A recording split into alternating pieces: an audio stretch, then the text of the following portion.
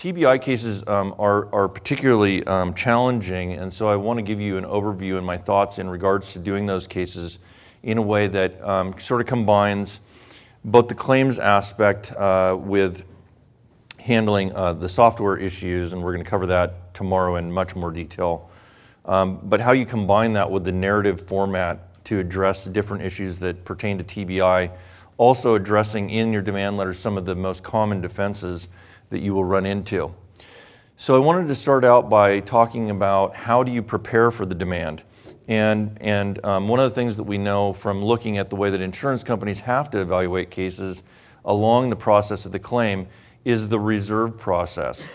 And we were talking about this in one of the prior CLEs this week, and it sounded like a lot of folks weren't real familiar with this. And so I just want you to understand that legally, an insurance company has to be able to have enough money in reserve to pay claims, and they have to transfer that amount of money once the claim occurs. And in order for you to be able to get a reasonable settlement offer, you have to help the insurance company and the adjuster set the reserves appropriately by letting them know from in my opinion, the letter of representation, what the injuries are, and providing them any documentation along the way that would be helpful in having them reset the reserves.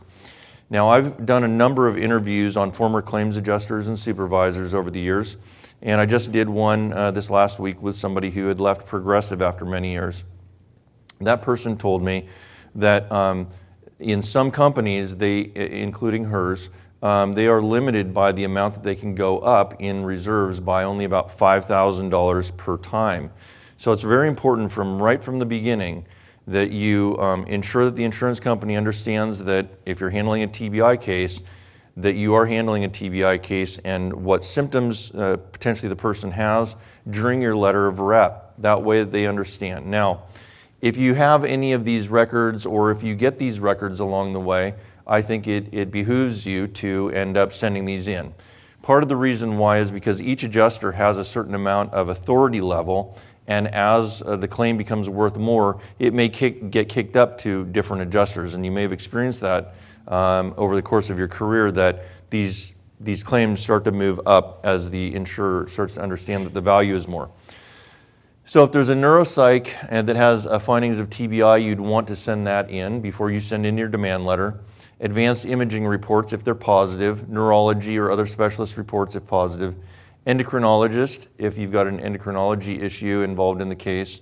narratives regarding extended time loss or loss of employment, because you need to make sure that they're going to set aside enough money for the wage loss economic damage claim. Notice of termination from the employer, again for the same reason, life care plan, VOCA rehab, and economist report.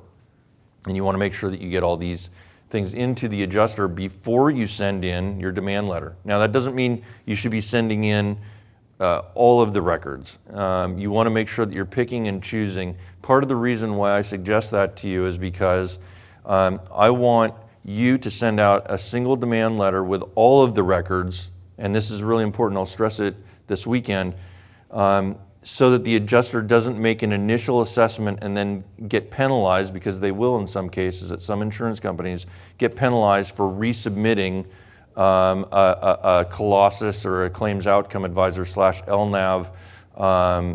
evaluation. So if they run more than one of those, they can get in trouble, so they don't like to rerun them. So what you want to do is you give them enough records to set their reserves, but you don't give them enough records where they're actually going to run a complete analysis on the case and then have to rerun it and get themselves in trouble. This is also why I suggest pretty strongly that you do not submit the claim for evaluation until the client is done, unless you run into a situation, and Matt will talk about this on Saturday, where you know that you've got a low policy limits and you know that your case is already worth way more than that. That would make sense to maybe submit it early for demand, but otherwise I strongly suggest you don't do that until the client's claim is done.